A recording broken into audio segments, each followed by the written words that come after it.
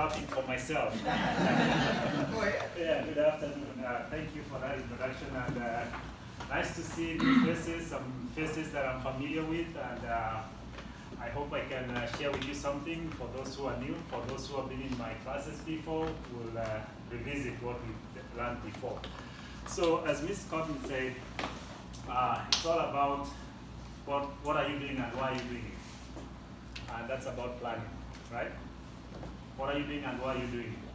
That's about planning. So I'm about to talk a business plan because I believe if you want to grow, you want to increase, you want to have impact, you've got to plan of a way of bringing in money so you can actually make your operation or your activity bigger than it is today. So first, before I go further, how many know where Langston University is? Oh, okay, about half of us. Okay, those who do not know where Langston is, I'll give you a tip. Langston is in between Guthrie and Perkins on Highway 33, okay? And Langston is a land-grant university. We have 3 in Oklahoma. It's the only state that is blessed to have 3 land-grant universities. And what is a land-grant university? A land-grant university is a university that is supported by federal funds to conduct 3 functions. One is academic, which is the formal classroom thing that we send our students. We went through college, you go and get an education there, right? Then second is research. Doing research, trying to find solutions to problems, challenges, and then we offer those solutions to either the students or to the public, okay? Then third is outreach and extension, okay? Outreach and extension is to bring that knowledge that is within the university and bring it to the public and also make you aware of what is recent, what you can apply into your own lives, and also get feedback on what we need to be looking for in terms of challenges to go and research, okay? Now, land grant mostly started around agriculture. All the land grant institutions are funded around agriculture programs. And so we do have a lot of information to do with agriculture. That's what Ms. Cotton was saying. We have helped them to demonstrate at their farm how to put on a garden and how to grow it and make it a commercial. Okay? So 3 functions: academic, research, and extension. I am part of the extension side. And the others who have appointment on either 3 areas or others have 2. It depends on what they found to be appropriate for them. Also, I'd like to put a plug or a commercial for something that is happening at Langston this month that you don't want to miss. We have what we call the Goat, Hairship, and Sustainable Farming Conference. That is on April 21 and 22. It's going to be at Langston.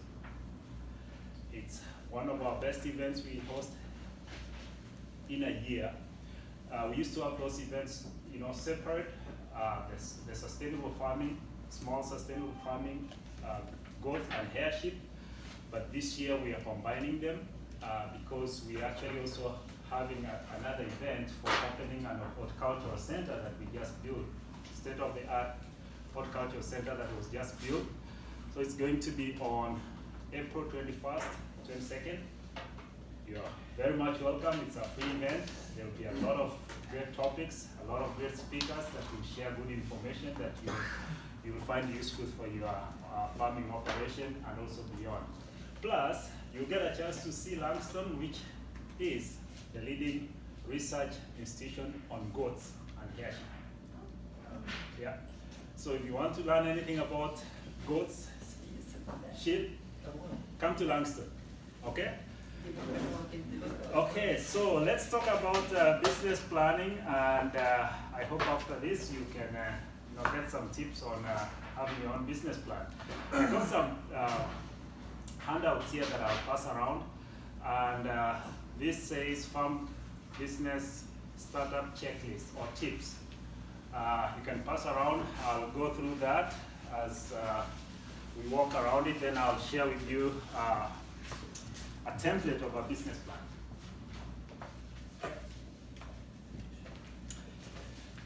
And also, I always make a disclaimer if you try to understand me and you're not able to understand, please bear with me. This is how Northwest Wisconsin people speak. Okay? Yeah, so, yeah, that's what they call it, right? Yeah.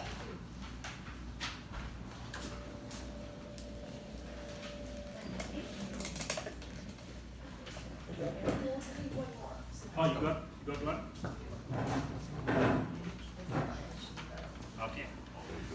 Thank you. So that checklist.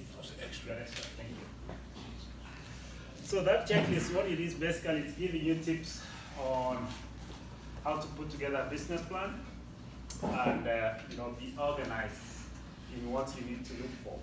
So the first tip is obviously it's asking you to create a business plan, and it goes to say you identify your goals, abilities, and gaps. Okay? How many of you in operation right now, how many are producing or doing something that is productive? Okay. On your farms, right? Okay, so if I ask you, do you know what are your goals?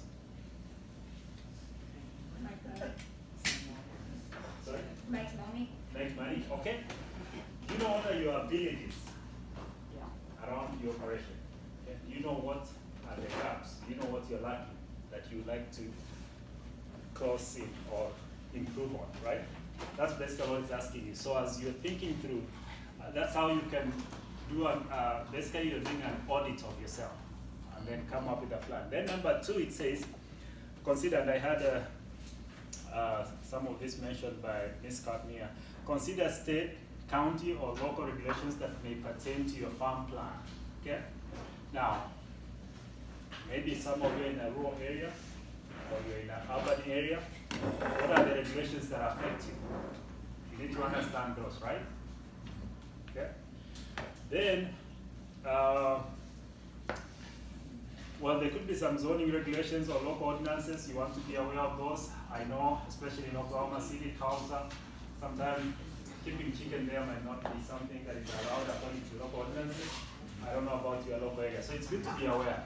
You might be having a goal to raise chicken or even goats or sheep, but your local ordinance do not allow. So align with what is allowed there. But also it doesn't mean if the ordinances do not allow, it's the end. I've had some people tell me that they approached their local administrators and they were able to change those ordinances. So sometimes it just is for you to understand, then ask yourself, can I change this? Can I influence the change? And you make it. Number 3 says, determine your farm business model. Okay, consider all the functions of a farm business, and then look at your operations, marketing, and financing. And I'll talk about that later. And then operation plan, describe production systems, including the inputs you need for your farm, outputs, and production method. Identify input suppliers, people you work that will give you the inputs. If there are any transportation needs, storage needs, regulations, and compliance requirements. All those things you should be able to think through, because if you're not, you get to having a product and you don't know what to do with it. You don't know where the market is. Okay, then marketing plan, you need to identify your target market and what are the needs of your target market. You just don't want to produce and have a product, then start looking for a market. I always say it's good to look at it from the other side. Understand what the market needs and then produce for the market. Okay? Then financial plan, determine the projected scale of your business in 3 to 5 to 10 years. How long will it take you to make a profit in that period of either short term of 3 years, mid term of 5 years, up to 10 years? Will it take you 3 years to make a profit? Will it take you a year to make a profit, or how long? And then how will you fund your startup phase? If you are starting up new, or if you are trying to expand, how are you going to finance that? Are you using loans? Are you using some savings you have? Or how are you going to do that? All those are things you need to ask. Okay? There is a point there that says grants. I'll tell you, don't look to start a business or even to improve your farm based on grants. It's a good word, but it's very, very difficult to get those grants. So don't base your hopes on grants. Grants, they come with a very specific purpose, you know.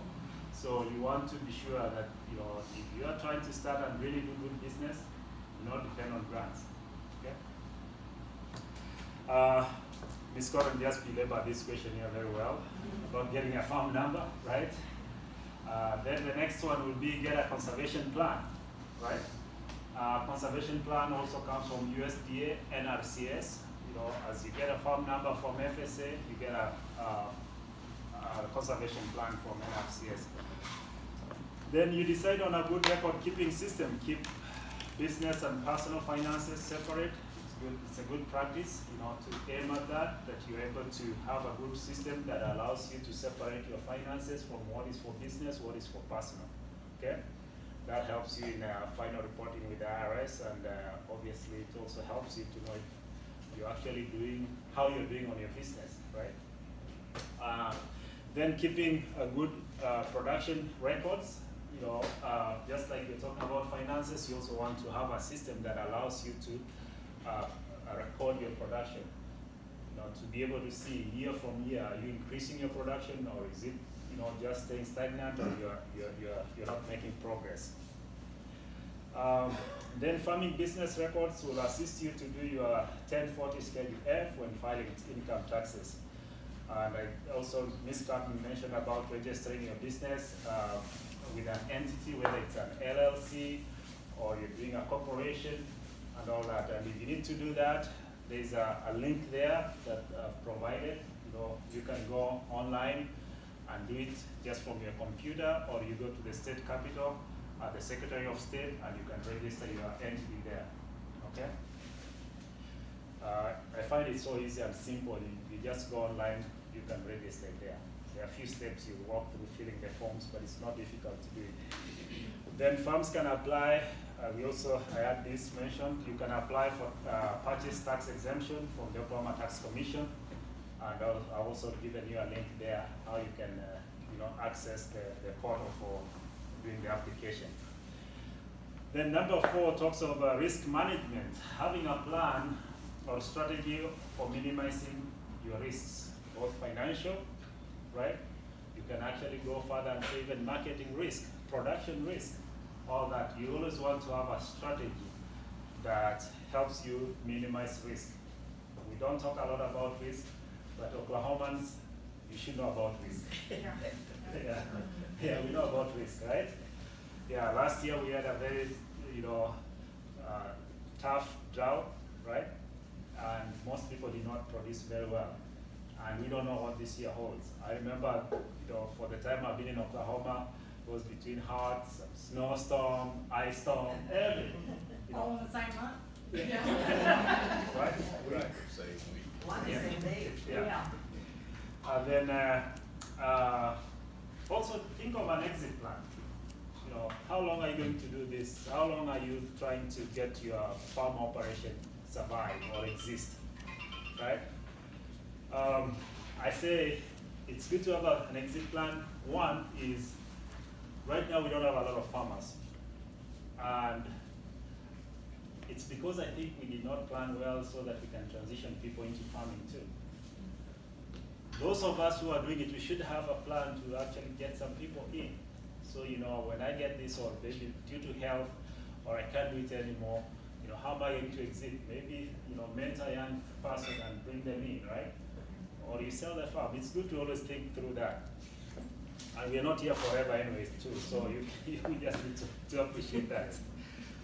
Then create a professional relationship network with resources like other farmers. You know, if you're connected with people who are doing the same thing like you tend to learn a lot from them.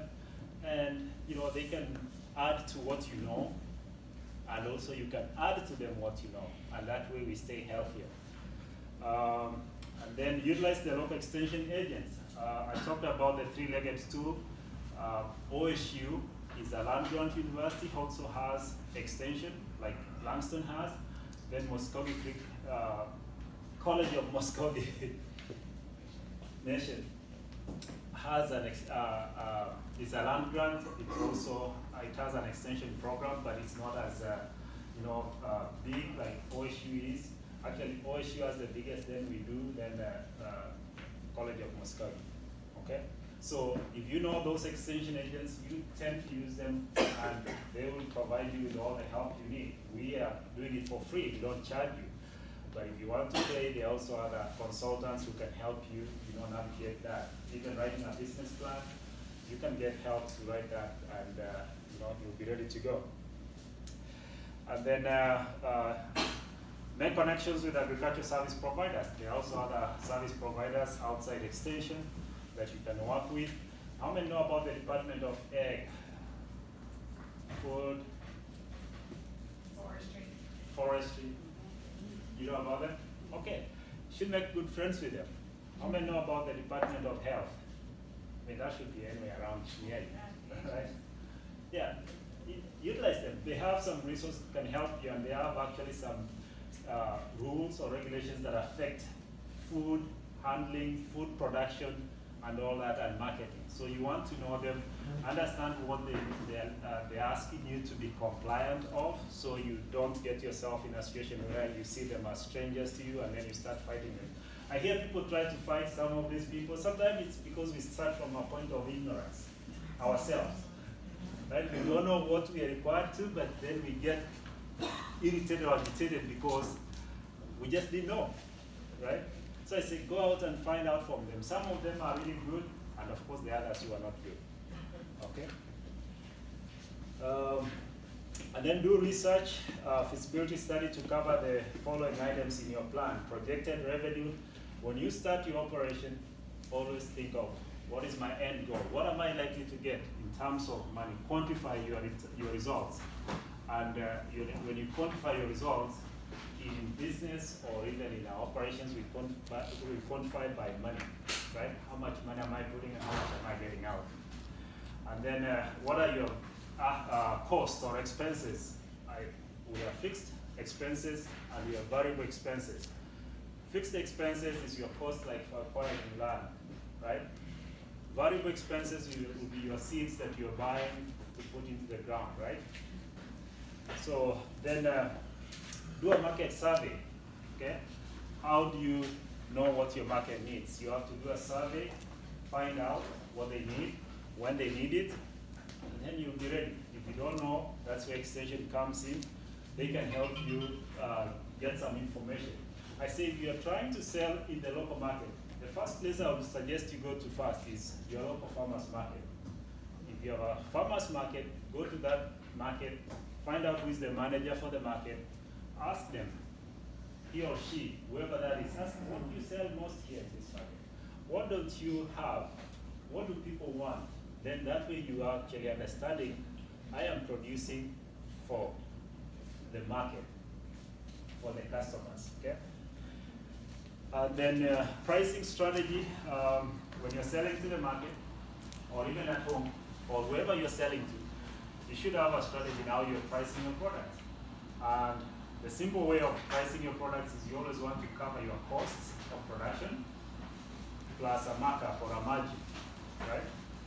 So you want to always cover your cost of production. Is it including if because you're working on it yourself, that you also the cost is including how much you're going to pay an hour or something? Yes. So that's a good question. So we go. Okay. What comprises your cost? Right? What comprises the cost of your product? Okay, let's talk of tomatoes. We are growing tomatoes, right? What is the cost of producing a pound of tomato? Right? We'll go back to you till the land. Okay? First, you acquired the land or you own the land, right? Right? Then you till the land, you prep it, you got the seed, you put the seeds in, you manage weeds or you did weeding or somehow you control weeds around, right? All that are cost, right? All the water you put in, right? Everything. Then there's always this one person that I'm calling you, right? You got some time in there, right? all those are costs. What is your time worth in that whole process, right? And I say the simple way you do it is, think of you going to work at Walmart. It's an easy example, right? How much would you be paid for that time, the equivalent of that time you put into the garden? Should I get paid or what I get paid? Well, what I feel like I should get paid for working there, Yeah. I wouldn't get That's what paid. you should strive towards though in your Yeah, it's business an plan. easier reference so that you know, what is my time worth? Should be above minimum, not too much above minimum wage or. It depends. If I'm coming from my job that I'm doing, Yeah. I know what I'm paid, equivalent of my hourly pay. That's the business. So if I'm putting my time in there, I should be able to replace Yeah, that but time. like him, he got paid $200 an hour to work, so that's not real, right? But you could plant a higher priced crop, so you could plant like elephant garlic, where you know, and so it's gonna take less of your time, less of your input, less of your soil amendments. So James is saying all of those things factor into the final cost of what you need to charge for that. But maybe it takes way less time, like Ms. Cotton mentioned red potatoes. So you Well, can put more hours on more. right, but those tomatoes take a lot of hours, Yeah. or okra takes Yeah. the most hours, or you know. So it's still, if it takes a lot of hours, factor that time in, and then that actually will lead you to another decision making. Yeah. Is it worth doing this Yeah. or not? Right? So you don't spend all your time in there, right? I know we start as farmers and we are passionate to produce because we produce what we want or we like, right? We enjoy it. We enjoy it, right? But I'm talking about making money. And that's what will We enjoy help that us to too. move forward, right? We enjoy Yeah. that too. Yeah.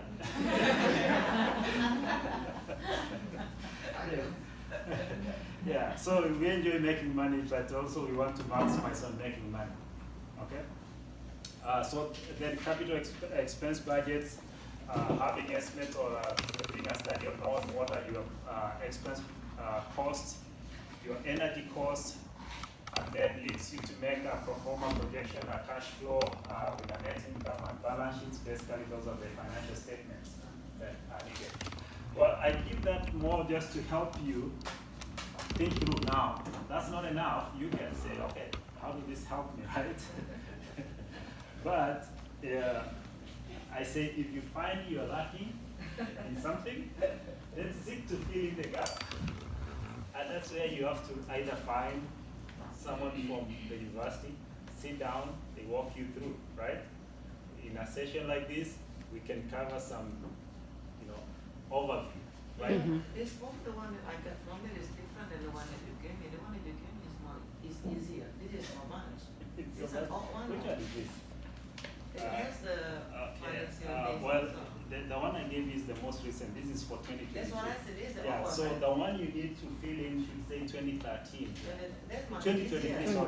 sorry, 2023. They have a new one. That's So how I we're not gave gonna it. use this one. No, they'll use the new one.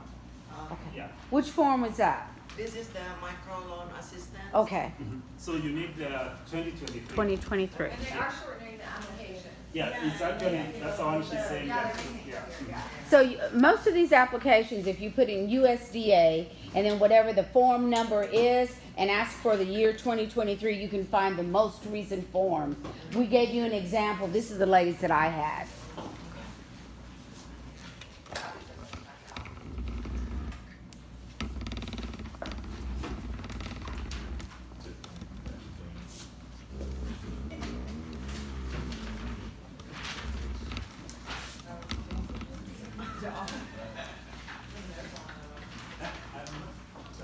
And so understand while this next sheet is being passed out, a couple of weeks ago, James came out to the church and about 4 or 5 people were there and he actually went through the application with about 4 or 5 people, just line by line to show you what needed to be done and explain it. So if there is an interest in actually completing an application, we can have another session at some point in time.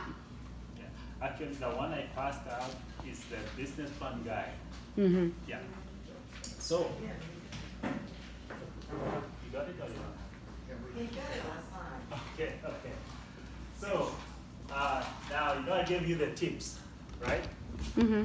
And some might have got some that I've written some notes back, but they won't help you, those notes.